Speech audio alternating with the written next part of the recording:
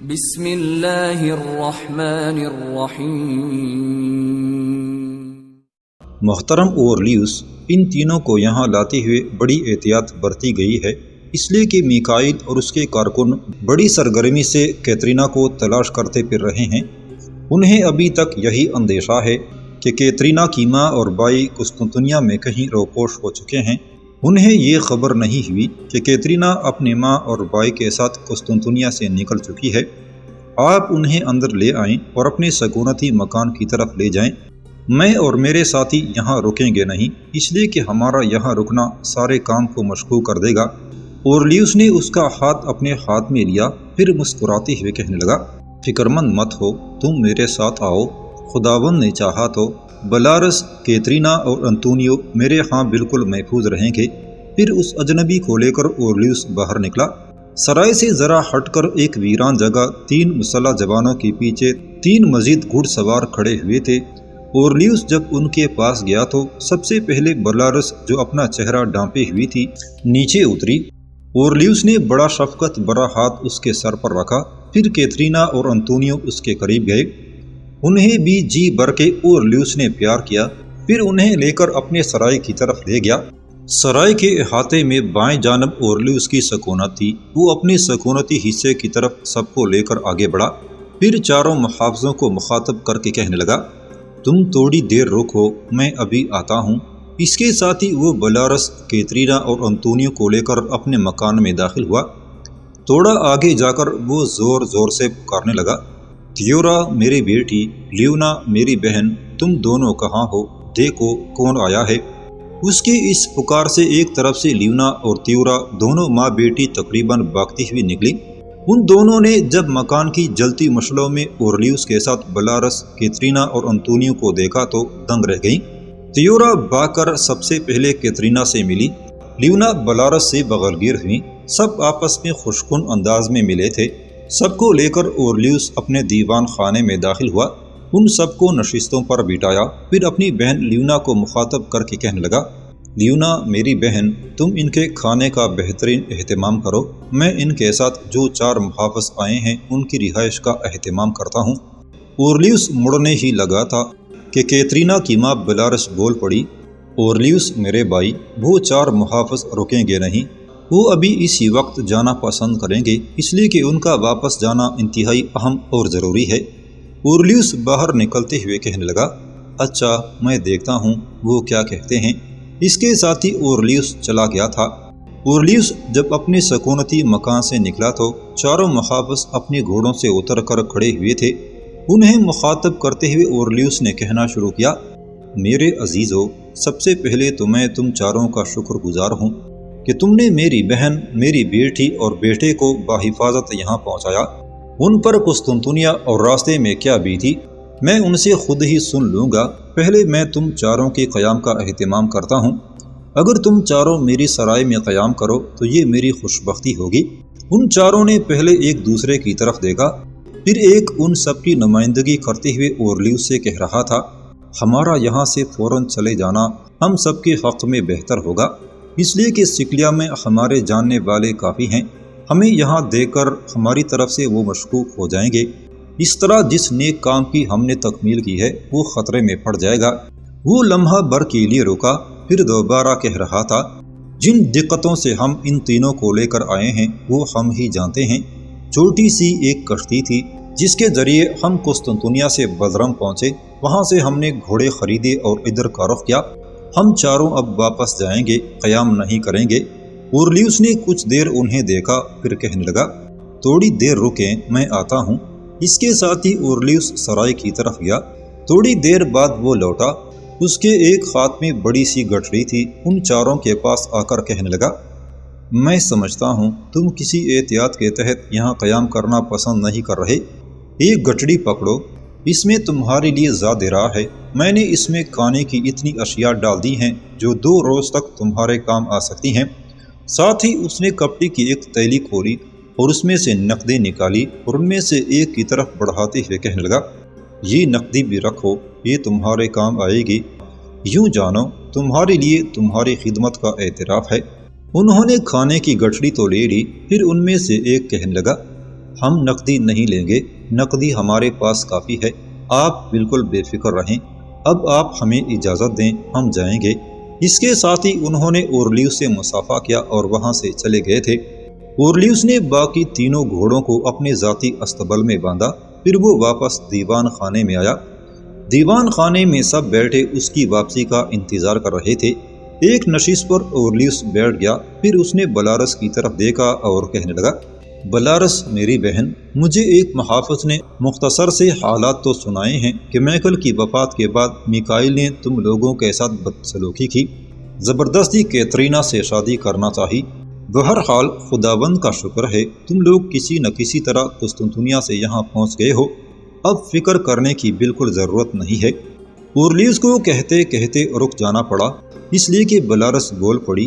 وہ کہہ رہی تھی، اورلیوس میرے بھائی، فکر مندی کی بات تو ہے، ہمارے قسطنطنیہ سے روانہ ہونے سے بہت پہلے قسطنطنیہ سے رومنوں کا ایک لشکر مسلمانوں سے سکلیا میں ٹکرانے کے لیے روانہ ہوا تھا۔ جب ہم سکلیا کے بندرگاہ بزرم پہنچے تو بندرگاہ کے ایک طرف وہ لشکر پڑاؤ کیے ہوئے تھا۔ ہمارا محافظ جب کشتی میں بٹھا کر گھوڑے لینے گیا تو اس نے واپس آ کر بتایا کہ قسطنطنیہ سے آنے والا لشکر ابھی تک بزرم میں قیام کیے ہوئے ہے۔ اس کے سالار یہ مشورہ کر رہے ہیں کہ مسلمانوں پر کس انداز میں حملہ آور ہونا چاہیے۔ ان میں سے کچھ سالاروں کا خیال ہے کہ مسلمانوں نے جو علاقے فتح کیے ہیں وہاں سے انہیں ابتدا کرنی چاہیے۔ وہ علاقے جن پر مسلمانوں نے قبضہ کیا ہوا ہے واپس لیتے ہوئے انہیں اس سمت جانا چاہیے جہاں اس وقت مسلمانوں کے لشکر نے پڑاؤ کر رکھا ہے۔ میرے خیال میں بہت جلد کوئی فیصلہ کرتے ہوئے وہ پیش قدمی کریں گے، لیکن یہاں آ کر ہماری تشویش میں اضافہ ہوا، اس لیے کہ یہاں آنے کے بعد پتہ چلا کہ مسلمانوں کا لشکر تو سرکوسا کا محاصرہ کیے ہوئے ہے۔ ہم ایک چکر کاٹ کر آئے، ورنہ سرکوسا کا محاصرہ کرتے ہوئے تو مسلمانوں کا لشکر اس سے بھی آگے آیا ہوگا۔ مسلمانوں کا لشکر اس سے بھی آگے آیا ہوا ہے۔ اب یہ ہمارے لیے ایک نئی تشویش کا باعث ہے۔ کل کو اگر مسلمان کراس اور سرکوسا پر بھی قابض ہو گئے تو پھر شہر کی آبادی کو وہ تہہ تہہ کر کے رکھ دیں گے۔ راستے میں جب ہمیں پتہ چلا کہ مسلمان کراس سے آگے سرکوسا کا محاصرہ کیے ہوئے ہیں تو میری بیٹی کیترینا بڑی فکر مند ہوئی۔ وہ کہہ رہی تھی، ایک مصیبت سے نکل کر ہم دوسری مصیبت میں پھنس گئے ہیں۔ تیورا نے تیز نگاہوں سے کیترینا کی طرف دیکھتے ہوئے پوچھ لیا، کیترینا میری بہن، تمہیں کیا پڑی ہوئی تھی کہ یہ اعلان کرتی پھرو کہ جو ابو فہر کا سر کاٹے تم اس سے شادی کر لو گی؟ ابو فہر بہت اچھا انسان ہے، انسانیت کی قدر کرنے والا ہے، عورتوں کو دیکھتے ہوئے نہ صرف وہ اپنی جگہ سے کھڑا ہونے والا ہے بلکہ گردن جھکا کر گفتگو کرنے والا ہے۔ تیورا کے ان الفاظ پر کیترینا بول پڑی، کیا تمہیں خبر نہیں کہ مسلمانوں کے اس سالار نے رومنوں کے ایک بہت بڑے لشکر کا خاتمہ کر دیا تھا؟ میں نے صرف رومنوں کو فتح مند کرنے کے لیے یہ اعلان کیا تھا کہ جو ابو فہر کی گردن کاٹے گا میں اس کے ساتھ شادی کروں گی۔ اس طرح میں رومن لشکر کے اندر ایک جذبہ اور ولولہ پیدا کرنا چاہتی تھی، پر افسوس میرا باپ فوت ہو گیا اور میکائیل نے مجھے شادی کا پیغام دے کر مجھے نہ صرف یہ کہ مصیبتوں میں ڈال دیا بلکہ وطن چھوڑنے پر مجبور کر دیا۔ کیترینا جب خاموش ہوئی تو تیورا نے پھر اسے مخاطب کرتے ہوئے پوچھ لیا، کیا اب بھی تم اپنے اس اعلان پر قائم ہو؟ کیترینا بڑی عاجزی اور انکساری میں کہنے لگی، اب میں اس اعلان پر کیسے قائم رہ سکتی ہوں؟ اگر کسی کو خبر بھی ہو گئی کہ میں نے یہاں پناہ لے رکھی ہے تو مجھے پکڑ کر یہاں کے لوگ قسطنطنیہ بھیج دیں گے تاکہ میکائیل مجھ سے شادی کرے۔ اس طرح لوگ میکائیل سے انعام حاصل کرنے کی کوشش کریں گے، اور اگر میں اعلان بھی کرتی ہوں اور یہاں کے مسلمانوں کو یہ خبر ہو جاتی ہے کہ میں ہی کیترینا ہوں تو وہ ہر صورت میں مجھے گرفتار کر کے اپنے سالار ابو فہر کی خدمت میں پیش کرنے کی کوشش کریں گے۔ اگر ایسا ہوا تو کیا وہ مجھے میری گردن کاٹے بغیر چھوڑ دے گا؟ جب تک کیترینا بولتی رہی تیورا مسکراتی رہی۔ اس کے خاموش ہونے پر اس نے کہنا شروع کیا، کیترینا، تمہیں تمہاری ماں اور بھائی کو مسلمانوں کے سپہ سالار اعلیٰ ابو فہر سے خوفزدہ اور پریشان ہونے کی ضرورت نہیں ہے۔ بس تم یوں جانو، ابو فہر تمہارے لیے کسی خطرے، کسی نقصان کا باعث نہیں بنے گا۔ وہ مجھے اپنی بہن، میری ماں کو اپنی ماں کہہ چکا ہے اور ہمارا بے حد احترام کرتا ہے۔ اس کے ساتھ ہی اپنی اور اپنی ماں کے گرفتار ہونے اور ابو فہر کے حسن سلوک کی پوری تفصیل تیورا نے کیترینا، بلارس اور انتونیو سے کہہ دی تھی۔ تیورا کے اس انکشاف پر کیترینا ہی نہیں، اس کی ماں بلارس اور انتونیو بھی کچھ دیر کے لیے پریشان رہے۔ پھر کیترینا نے اپنے دلی جذبات کا اظہار کرتے ہوئے کہنا شروع کیا، تیورا، جو کچھ تم نے کہا ہے یہ ایک انہونا سا انکشاف لگتا ہے۔ یہ کیوں کر ممکن ہے کہ مسلمان سپہ سالار سکلیا کی عورتوں کو گرفتار کر لے اور پھر انہیں باعزت اپنے گھروں کی طرف جانے کی اجازت دے دے؟ کیترینا کے اس اعتراض پر تیورا مسکرائی اور کہنے لگی، کیترینا میری بہن، جس طرح یہ ممکن ہے کہ مسلمانوں کے سپہ سالار ابو فہر نے صرف 10,000 کے اپنے لشکر کے ساتھ سکلیا کے 1.5 لاکھ کے لشکر کو بدترین شکست دی، اس طرح یہ بھی ممکن ہے کہ اس نے ہم سب کو معاف کر کے اپنے اپنے گھروں کی طرف جانے کی اجازت دے دی تھی۔ تیورا رکی، اس کے بعد وہ کہتی چلی گئی، کیترینا، بات یہیں ختم نہیں ہوتی۔ جو یہاں کی صورتحال ہے وہ میں تم پر کچھ اس طرح واضح کروں کہ اس وقت تم کراس نام کے قلعے کے نواح میں بیٹھی ہوئی ہو اور مسلمانوں کا لشکر ہمارے سرائے سے بھی آگے سرپوسا شہر کی طرف جا چکا ہے، جس کے معنی یہ ہوئے کہ مسلمانوں کا لشکر ہمارے پاس سے گزر کر آگے بڑھ چکا ہے۔ میں تمہیں یہ بھی بتاتی چلوں کہ مسلمانوں کے لشکر نے یہاں سے گزرتے ہوئے ہمیں کسی قسم کا نقصان نہیں پہنچایا۔ ہم ہی نہیں، یہاں کی پوری آبادی سے انہوں نے کوئی سروکار نہیں رکھا، سب لوگوں کو اپنے اپنے کاموں میں مصروف رہنے دیا، نہ کسی کی جان لی، نہ کسی سے برا سلوک کیا۔ میں تمہیں یہاں تک بھی کہوں کہ چند دن پہلے میں اور میری ماں دونوں ابو فہر سے ملنے اس کے خیمے میں گئی اور وہ ہمارے ساتھ ایسی ہی پیش آیا جیسے ایک بیٹا اپنی ماں کے ساتھ، ایک سعادت مند بھائی اپنی بہن کے ساتھ اچھا سلوک اور برتاؤ کرتا ہے۔ کیترینا کچھ دیر خاموش رہی، اس کے بعد اس نے کہنا شروع کیا، میرے لیے یہ بھی حیرت برا انکشاف ہے کہ اس نے تمہیں اپنی بہن، تمہاری ماں کو اپنی ماں کہہ رکھا ہے اور تمہارے ساتھ حسن سلوک کا بھی مظاہرہ کر چکا ہے۔ یہ ایک عجیب اور انوکھی سی بات لگتی ہے۔ بہرحال کچھ بھی ہو، میں سمجھتی ہوں تمہارے اس بھائی کی زندگی کے آخری دن اس کے سر پر منڈلانے لگے ہیں۔ کیترینا کے ان الفاظ پر تیورا نے تقریباً چونکتے ہوئے پوچھ لیا، وہ کیسے؟ وہ اس طرح کہ رومنوں کا جو بہت بڑا لشکر قسطنطنیہ سے روانہ ہوا تھا وہ بلرم کے نواح میں پڑاؤ کیے ہوئے تھا، اسے بہت پہلے یہاں پہنچ جانا چاہیے تھا اور مسلمانوں کو نیست و نابود کر دینا چاہیے تھا، لیکن انہوں نے بلرم میں کچھ زیادہ قیام کر کے وقت ضائع کیا ہے۔ بہرحال اب جو خبریں ملی ہیں ان کے مطابق پہلے ان کا ارادہ یہ تھا کہ جو علاقے مسلمانوں نے فتح کیے ہیں ان پر حملہ آور ہوتے ہوئے وہ سب پر قبضہ کرتے ہوئے آگے بڑھیں اور مسلمانوں سے فیصلہ کن جنگ کریں۔ میرا خیال ہے اب وہ ایسا نہیں کریں گے، چونکہ ہمارا جو محافظ ہمیں کشتی میں بٹھا کر ہمارے لیے گھوڑے لینے گیا تھا انہوں نے انکشاف کیا تھا کہ لشکر بہت جلد سرپوسا کی طرف روانہ ہوگا۔ تیورا، وہ اتنا بڑا لشکر ہے کہ جب وہ سرپوسا کی طرف آئے گا تو مسلمانوں کو اپنا آپ بچانے اور پناہ لینے کے لیے کوئی ٹھکانہ نہیں ملے گا۔ میں نے اس لیے یہ الفاظ کہے ہیں کہ ابو فہر کے آخری دن منڈلانے لگے ہیں، اس لیے کہ ایک بہت بڑا لشکر تو پہلے ہی سرپوسا میں محصور ہے۔ جب قسطنطنیہ سے آنے والا رومنوں کا لشکر بھی یہاں پہنچ جائے گا تو پھر مسلمان دو طرفہ حملے میں گر جائیں گے، ان کی تعداد نہ ہونے کے برابر ہے۔ سرپوسا میں جو اس وقت لشکر محصور ہے وہ بھی مسلمانوں کے لشکر سے کئی گنا بڑا ہے، اور رومنوں کا جو لشکر قسطنطنیہ سے یہاں پہنچا ہے وہ بھی مسلمانوں کے لشکر سے کئی گنا بڑا ہے۔ پھر کئی گنا بڑے لشکروں کے ساتھ مسلمان کیسے مقابلہ کریں گے؟ بے ساختہ طور پر تیورا کے منہ سے نکل گیا، ایسی ہی جیسے اس سے پہلے مسلمانوں نے 10,000 کے ساتھ 1.5 لاکھ کے سکلیا کے لشکر سے مقابلہ کیا تھا۔ کیترینا اور تیورا کی گفتگو شاید آگے بڑھتی کہ اورلیوس نے دخل اندازی کرتے ہوئے کہنا شروع کیا، میری بچیوں، اب اس بحث کو چھوڑو۔ تیورا میری بیٹی، تم اپنی ماں کے ساتھ اٹھو اور کھانے کا اہتمام کرو۔ بلارس، کیترینا اور انتونیو کو بھوک لگ رہی ہوگی، کھانے کے بعد انہیں آرام کرنا چاہیے۔ اس پر تیورا اور لیونا اٹھ کھڑی ہوئی۔ اس موقع پر کیترینا فوراً اٹھی، لیونا کا ہاتھ پکڑ کر اسے اس کی نشست پر بٹھا دیا اور کہنے لگی، آپ کو اٹھنے کی ضرورت نہیں ہے، میں اور تیورا خود کھانا تیار کرتی ہیں، اس کے بعد سب یہیں بیٹھ کر کھانا کھاتے ہیں۔ لیونا اپنی جگہ پر بیٹھ گئی جبکہ کیترینا اور تیورا دونوں ایک دوسرے کا ہاتھ پکڑ کر مطبخ کی طرف چلی گئی تھیں۔ سورج غروب ہو گیا، کھانا کھانے والوں اور جام چڑھانے والوں کا جم غفیر تھا جو سرائے میں جمع ہو گیا تھا۔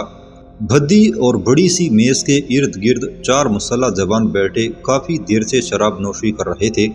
اپنے حلیے، اپنی جنگی لباس سے وہ رومن لگتے تھے۔ ان کے سامنے پڑی ہوئی شراب کی سراہی خالی ہو گئی تو ان میں سے ایک نے اورلیوس کو ہاتھ کے اشارے سے اپنے قریب بلایا۔ اورلیوس تیز تیز چلتا ہوا جب ان کی میز کے قریب کھڑا ہوا تو ان میں سے ایک جو ان کا سرکردہ تھا اورلیوس کو مخاطب کر کے کہنے لگا، سراہی خالی ہے، شراب اور لے کر آؤ۔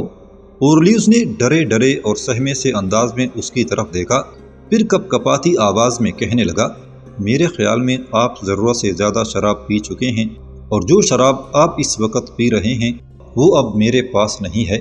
وہ رومن جو اورلیوس سے مخاطب ہوا تھا غصے میں اپنی جگہ پر اٹھ کھڑا ہوا۔ اس نے اورلیوس کا گریبان پکڑ لیا، پھر ایک جھٹکے کے ساتھ اپنی طرف کھینچتے ہوئے کہنے لگا، میرا نام زیمنس ہے، میں انکار سننے کا عادی نہیں ہوں۔ میرے یہ ساتھی بھی میری طرح انتہائی خونخوار تیغزن ہیں۔ ان میں یہ سامنے کلیمنٹ ہے، اس کے ساتھ ٹرانسلو اور اسے آگے گنوکسی ہے۔ ابھی تو میں نے اکیلے تمہارا گریبان پکڑا ہے۔ اگر تم نے شراب لانے سے انکار کر دیا تو یاد رکھنا تمہاری یہ تکا پوٹی کر دیں گے۔ میں دیکھ چکا ہوں جو شراب ہم پی رہے ہیں یہ تم سرائے سے نہیں نکال رہے بلکہ سرائے سے ملحقہ اپنے گھر سے منگوا رہے ہو۔ اورلیوس نے اپنا گریبان چھڑانے کی کوشش نہیں کی، اس لیے کہ اس نے اندازہ لگا لیا تھا کہ اس کے گریبان پر زیمنس کی گرفت بڑی سخت تھی۔ اس بنا پر وہ منت محتاجی کے انداز میں کہنے لگا، آپ کو غلط فہمی ہوئی ہے، جو شراب آپ پی رہے ہیں یقیناً میں نے گھر سے ہی منگوائی ہے، لیکن اس وقت یہ میرے گھر پر بھی نہیں ہے۔ زیمنس نے اورلیوس کا گریبان پکڑے رکھا، اسے تھوڑا سا پیچھے کیا، پھر ایک جھٹکے کے ساتھ اسے اپنی چھاتی سے ٹکرایا اور کہنے لگا، دیکھ میں جھوٹ سننے کا عادی نہیں ہوں۔ اگر تم نے ہمیں یہاں شراب پیش نہ کی تو یاد رکھنا ہم تمہارے گھر کی تلاشی لیں گے۔ اورلیوس منہ سے کچھ نہ بولا، بیچارہ ہکلانے لگا تھا۔ اس کی اس صورتحال کو زیمنس نے پسند نہ کیا، اس کا گریبان کھینچتا ہوا اس کے گھر کی طرف ہو لیا۔ اس کے تینوں ساتھی اس کے پیچھے پیچھے تھے۔ اورلیوس کا گریبان پکڑے زیمنس اپنے تینوں ساتھیوں کے ساتھ اورلیوس کے سکونتی حصے کے قریب ہی پہنچا تھا کہ اندر سے تیورا اولیونا بھاگتی ہوئی نکلی۔ شاید انہوں نے زیمنس کو اورلیوس کا گریبان پکڑے ہوئے دیکھ لیا تھا۔ تیورا کو دیکھتے ہی زیمنس نے اورلیوس کا گریبان چھوڑ دیا اور تیورا کی طرف اشارہ کرتے ہوئے کہنے لگا، جو شراب ہم نے تم سے طلب کی ہے اس پر لعنت بھیجو، تمہارے گھر میں تو اس سے بھی اعلیٰ اور قیمتی شراب ہے۔ پھر آہستہ آہستہ وہ تیورا کی طرف بڑھا تھا۔ عین اسی وقت سکونتی حصے سے کیترینا اور اس کی ماں بلارس بھی بدحواسی کے عالم میں باہر نکلی تھیں۔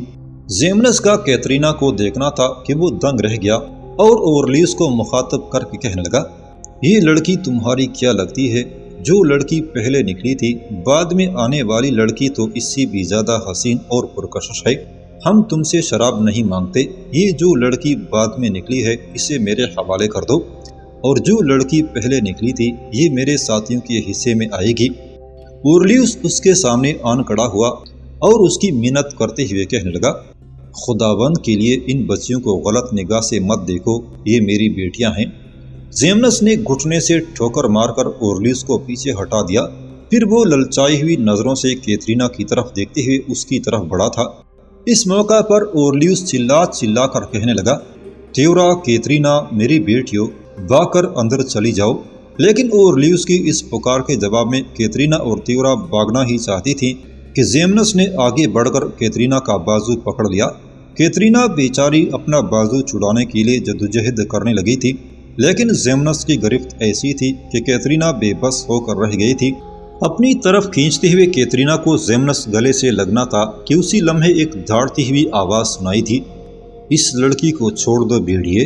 اورلیوس نے اس سمت دیکھا جس سمت سے آواز آئی تھی، وہ دنگ رہ گیا، اس لیے کہ قریب ہی ابو فہر اور اس کا ساتھی ابو رافع دونوں اپنے گھوڑوں سے اترے تھے۔ تیورا بھاگتی ہوئی ابو فہر کی طرف گئی۔ اتنی دیر تک ابو فہر اپنے گھوڑے سے اتر چکا تھا۔ اس کی طرف دیکھتے ہوئے ابو رافع بھی گھوڑے سے نیچے اتر گیا تھا۔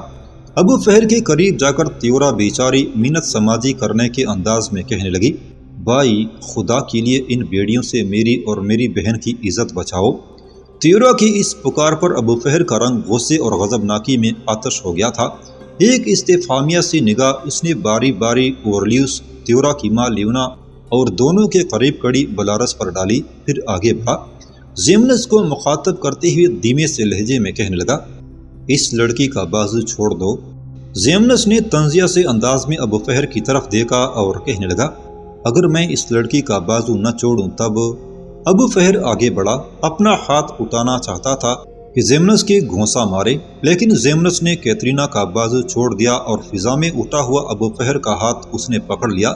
ابھی اس نے ابو فہر کا ہاتھ پکڑا ہی تھا کہ ابو فہر نے اپنی دوسری کارروائی کی ابتدا کر دی۔